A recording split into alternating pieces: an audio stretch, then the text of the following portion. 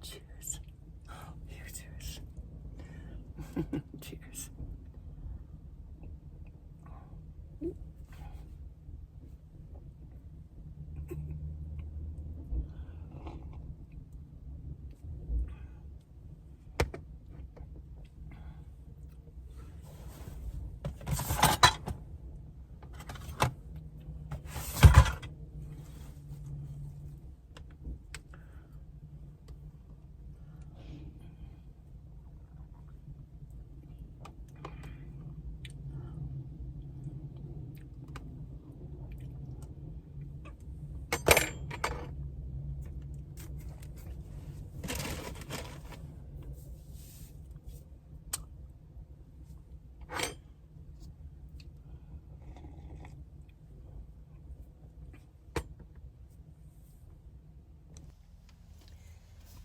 The Planet Fitness in Flagstaff does not have one of those metal stretching cages that I love so well. Because in Tucson, the first thing I did was I went to that, and I could stretch in every which way but loose. So this machine back here, way in the back of one of the rooms, I can sort of get some of my stretching going. These lights are producing these lines. Kind of cool, I guess. I guess we can put up with it. But yeah, I can stretch on this machine here. I can kind of stretch my arms. What I'm doing is kind of stretching my shoulders, my biceps, my triceps. Yeah. Kind of important to do. Here I'm just kind of getting my back, my knees working. Doing this, I'm really, it's almost like isometrics for my thighs. And then, of course, I like to stretch my legs. So basically, this is what I do. This is what I do in the morning, and I go and use the machines at Planet Fitness. That's kind of what I'm using it for exclusively. It's just using their machines. Now, I did mention that I don't like the fact that biological men can come into the bathroom, especially in Flagstaff, although I haven't seen any since I've been here. But that doesn't mean that, and so I mentioned in the video when I talked about this that I would not be showering at this Planet Fitness in Flagstaff. So that's my policy, and I'm going to stick with it. But that doesn't mean I'm not going to use the machines, because I do think they have really good machines. Now here I'm going to work on my abs somewhat. And it's for me to start off in this apparatus here is I like to stretch. And what I'm doing right now is I am massaging my abdomen. I'm kind of feeling it around like maybe a doctor would. I'm just feeling around, making sure everything's okay. See if there's any sore spots that I feel inside there, like around my gallbladder or my liver or my pancreas. And then I'm feeling my colon just to see if there's anything there that I can kind of like get it moving a little bit, massage it. I'm not really going for it here. Right now I'm doing maintenance, and that's about it. Maybe get a little bit back from what I had before I got bronchitis about a month and a few weeks ago. So I'm just doing it. I'm not really gung-ho this morning doing this. Here we have the hip abductor. I think that's what this machine is called. And I don't have it on high weight because I don't want her, but what I'm doing now, I'm lifting up completely. What I'm doing is I'm pulling in, like doing Kegels, I'm pulling in my gluteus maximus to the max. I am. And so I'm getting the back of my thighs and my gluteus. And see here, now I'm starting to just pulse. And that really works. I really feel the tightening. It's like isometrics. And this is how I use this machine.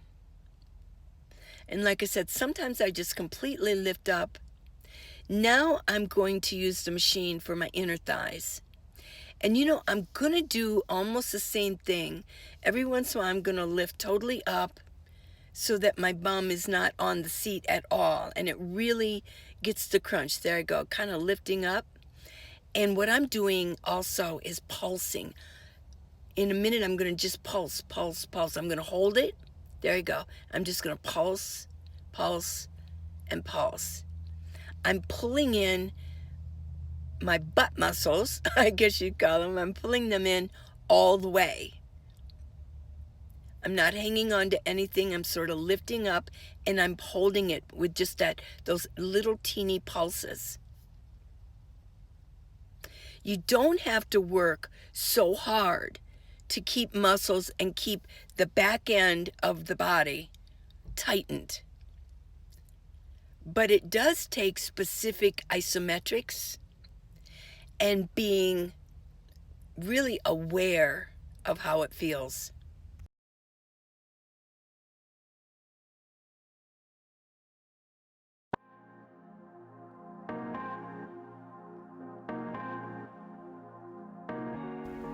Now I'm going to use those eggs. I'm hungry for some eggs.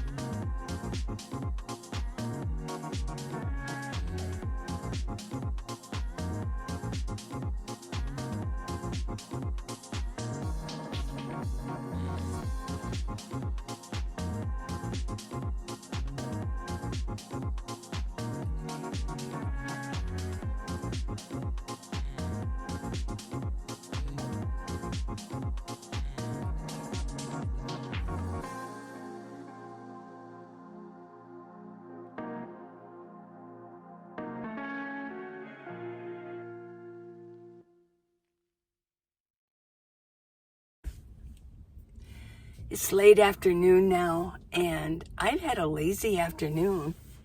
I really have. I haven't done too much. After I drank my bullet, what'd you think of that? The bullet. Yeah, I bought that a couple of weeks ago so I could do some smoothies. I thought that would be a good meal every once in a while. But after that, I was full. And I just been sitting around reading, looking on social media, and watching. Prime has, I think Prime Video, I think it's on Prime Video, has King of Queens. Finally, somebody has featured King of Queens series. I love, with Kevin James, oh my gosh, yeah, I loved it. So I've been watching some old episodes of that. Yeah, really funny. That's about it. I got a question here. This is from Intuitive Gina. Wow. She says, what is BLM land? You know, a lot of people who live in houses, they don't know what it is. In fact, until I became a nomad, I didn't know what it was. BLM stands for Bureau of Land Management, and it's a federal agency, federal department. And what they do is they manage public land, undeveloped public land. It hasn't been developed. There's a lot of undeveloped land. I think the largest amount is in Nevada, but there is some in California and Arizona, New Mexico. It's mostly on the West Coast because it makes sense. The land on the East Coast has pretty much been developed. I don't know of any BLM land. I know they have federal land. I know they have state parks, federal parks, but as far as Bureau of Land Management, not a whole lot on the East Coast. Well, BLM land is very, very important to the nomad world. And a lot of nomads, a lot of van lifers, they pretty much stick to BLM land.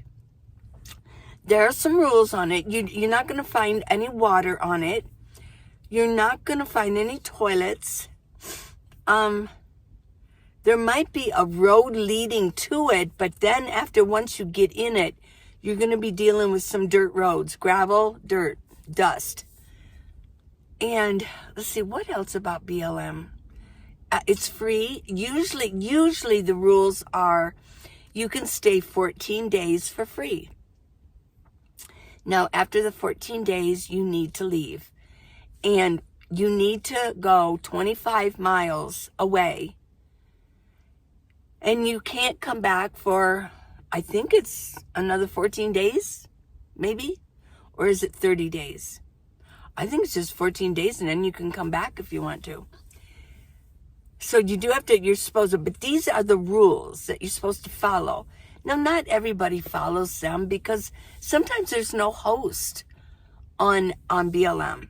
And so, and they all have different names. In Quartzsite, it's BLM galore. That's one of the reasons people say, well, why does everybody go to Quartzsite in the winter? Well, the reason you go in the winter is because in the summer, it's actually hotter in Quartzsite than it is near the border of Mexico because it deals with elevation. I think Quartzsite is just a little bit lower. It gets hot. It's like 110, 115 degrees in the summer. So, no, you don't want to go to Quartzsite and boondock. I mean, there's people that live in Quartzsite, and there's people that live in their RVs. But usually they have air conditioning. They're hooked up. They're in an RV park.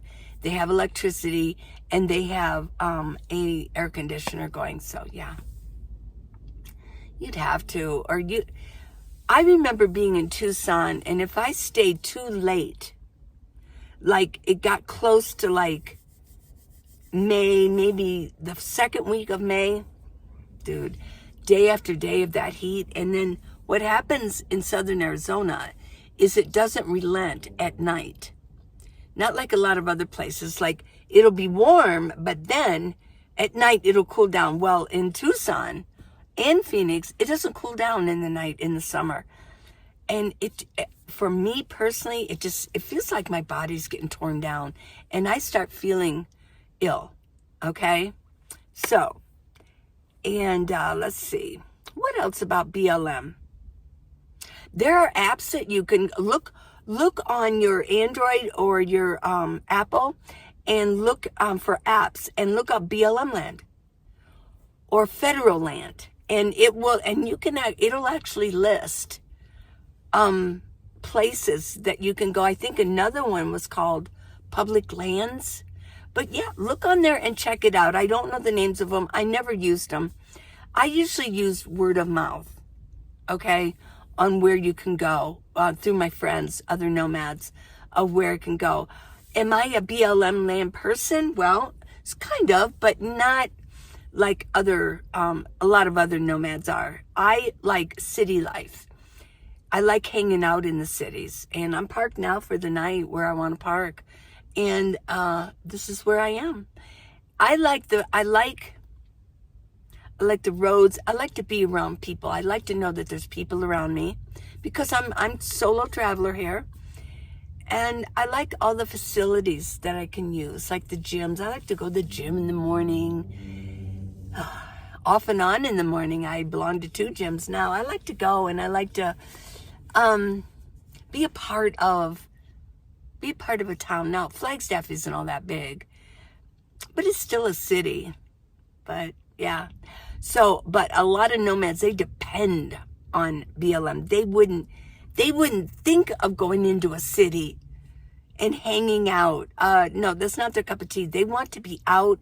They want to be outside of the city. They don't want a bunch of people around. They don't want to be driving around with a lot of traffic or anything like that. They will park in BLM, and they'll boondock, but they like to be kind of close to that they can go into the city and they can get what they want. Like Lake Havasu. In the winter, a lot of people go to Lake Havasu, and they can go into the city, enjoy the parks. They've got London Bridge there, yeah. And they've got the Lake Havasu. And yeah, I got a friend, he likes to kayak. And yeah, that's what they like to do. But on the outside of, right on the outside of Lake Havasu, there's BLM land. And they can go park on it, yeah. Let's see, Parker has some BLM. A lot of nomads in the winter go to Yuma. And there's a lot of BLM land out there too. But they can go into the city and get what they want. The same with Quartzsite, you know. And then near Quartzsite, there's Ehrenberg. Now, Quartzsite has a lot of different BLM, and they all have different names to it. I've done videos about that. So it's a big deal. BLM is a big deal. Bureau of Land Management. There are some changes coming, I do believe, for BLM. I've done some videos on that they're kind of changing it around a little bit. And there's a little bit of it that's been closing here and there and here and there. So we're all keeping an eye on that to make sure that we still have some land, because it is our land. I mean, it's public land. It's managed by the Bureau of Land Management, but it is our land. It's our public land. So we're kind of fond of it. We don't want it to go away. Now, a lot of folks use BLM mainly for, especially in the winter, like in Quartzsite and around that area, for vacations, but they also have their homes back east. So they come out here in the winter and then they go back home. And then when the winter starts hitting again, they drive their big rigs, their RVs, and bring them out west. So even if you live in a house, BLM land should be very important, because you might want to travel at some time and bring your family out. Okay? That was a very good question. Thank you a lot, Gina. And it's come down to the end of today. I am going to continue doing some reading. Maybe watch another King of Queens episode. I'm just going to chill out and relax. Today's a very relaxing day. And I enjoy these days. I'm still sort of in solitude here in Flagstaff. There's nobody here in Flagstaff that I know of. Any of my friends are here right now. So I'm enjoying this time of solitude. Yeah, I'm still in isolation. I like it. Getting really used to it. Who knows? But I'm on my own schedule. I do what I want to do when I want to do it. I don't have to consider anybody else. But there will come a time when some of my friends will end up here, and maybe we'll go on BLM land together. Okay? Okay. So you guys have a really good day. Remember, good things are coming your way. Good things are coming my way. I love you guys. Bye.